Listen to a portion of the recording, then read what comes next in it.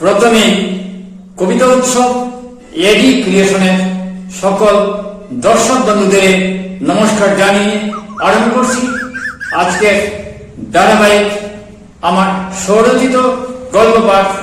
গল্পের শিরোনাম পল্লবীর নকশি কাঁথা এবং ফ্ল্যাট বাড়ি। এই গল্পে পুরনো ঐতিহ্যের সঙ্গে পরম্পরার সঙ্গে অত্যাধুনিক জীবনযাত্রার সংঘাত। এই গল্পে নকশি কাঁথা একটি প্রতীক মাত্র। ইতিপূর্বে আরো 2টি পর্ব সম্প্রচারিত হয়েছে, দর্শকরা পড়ে উৎসাহিত করেছেন, অনেক মেসেজ পাঠিয়েছেন। যারা মেসেজ দিয়েছেন, মতামত দিয়েছেন, তাদেরও আমি ধন্যবাদ জানাচ্ছি। তাহলে পড়ে নিচ্ছি আজকের গল্প পল্লবী নকশি কাঁথা এবং ফ্ল্যাট বাড়ি। বৃষ্টি তখনও টিপটাপ ও জুড়ে পড়ছিল, মাঝে মধ্যে বিদ্যুৎ চমকাচ্ছে। বৃষ্টিমুখর দিনে পল্লবী কি মনে করে নকশি কাঁথাগুলো খুঁজছে। পল্লবী খুঁজে কোথাও পেল না তার নকশি কাঁথাগুলো। নকশি কাঁথা কোথাও খুঁজে না পাওয়ায় খুব কষ্ট হচ্ছে পল্লবী। তার স্বামী জগদীশ দাসের স্মৃতিও এর সঙ্গে যে জড়িয়ে রয়েছে। আর আছে ঠাকুর নারায়ণের নকশি কাঁথার ছবি। এই ফুল আঁকা দেখে খুব প্রশংসা করেছিল তার বাবা, সেটিও নেই। কোনো একটি নকশি কাঁথা তার ফ্ল্যাট বাড়িতে নেই। কেউ না ফেললে ম্যাজিক হয়ে নকশি কাঁথাগুলো আকাশে উড়ে যায়নি তো। ছেলের বউ মমতা অর্থাৎ বৌমা এই নকশি কাঁথা দেখে আপত্তি করেছিল, এমনকি বারবার ফেলে দিতে চাইছিল। সম্ভবত তারই কাণ্ড হয়েছে। পল্লবী বলেছিল মমতাকে অর্থাৎ বৌমাকে, এই নকশি কাঁথা আমাদের পরম্পরা, অনেক স্মৃতি, এটা কোথাও ফেলে দেওয়ার বিষয় না, তুমি কেন ফেলে দিতে চাইছো? তখন মমতা তার উত্তরে বলেছিল, এই জঞ্জালের কাঁথাগুলো ফেলে দিই, আপনাকে একটা দামি কম্বল কিনে দেব।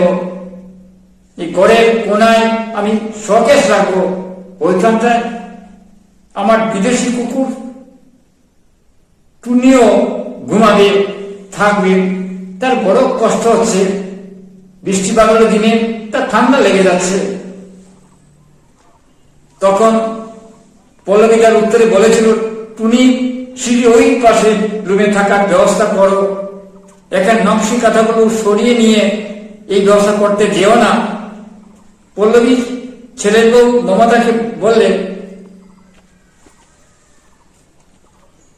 মমতা তার শাশুড়ি মার কথা শুনে খুব বিরক্ত হলো। মা, আপনি কি যে ভাবেন?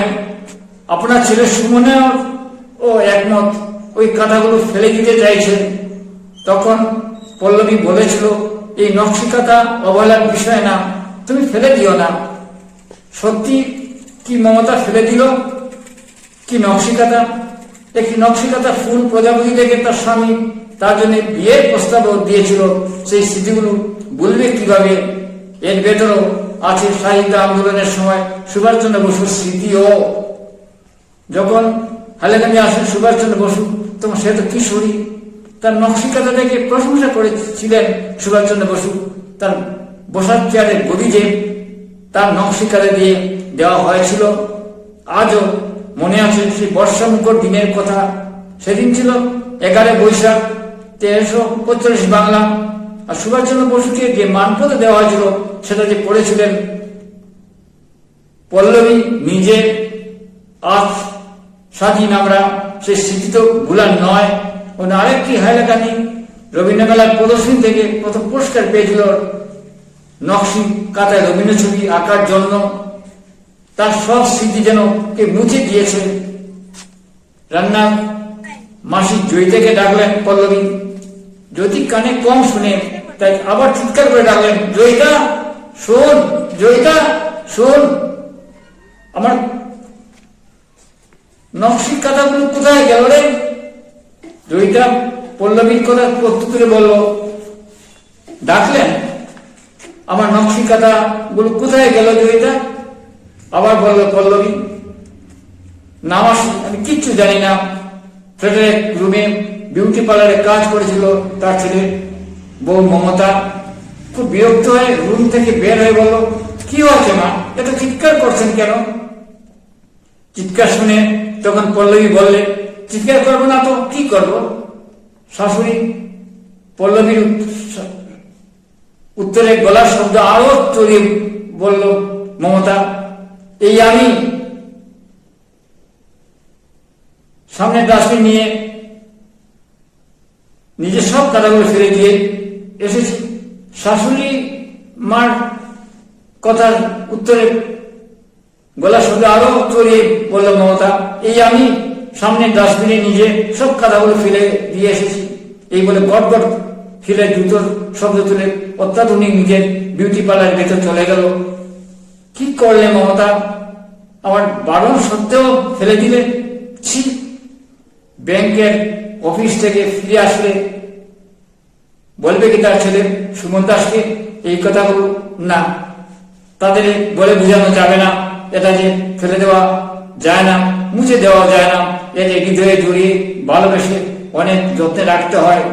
আমাদের শিকড়ে জড়িয়ে থাকা নকশি কাঁথা, আমাদের পরম্পরা, গ্রিন হাউস ফ্ল্যাট বাড়ির উপর উড়ে উড়ে প্রতি কাঁধ তখনও ডাকছে। পল্লবী কি মনে করে নকশি কাঁথার খোঁজে ফ্ল্যাট থেকে নেমে হেঁটে যাচ্ছে ওই দিকে। গ্রিন হাউস ফ্ল্যাট বাড়ির উপরে ওড়ে ওড়ে কয়েকটি কাক তখনও ডাকছে। পল্লবী কি মনে করে ওই নকশি কাঁথার খোঁজে ফ্ল্যাট থেকে নেমে হেঁটে যাচ্ছে ওই দিকে। নমস্কার, আজ এখানে শেষ করছি। কবিতা উৎসব এটি কৃষি অনুষ্ঠান শুনুন, দেখুন।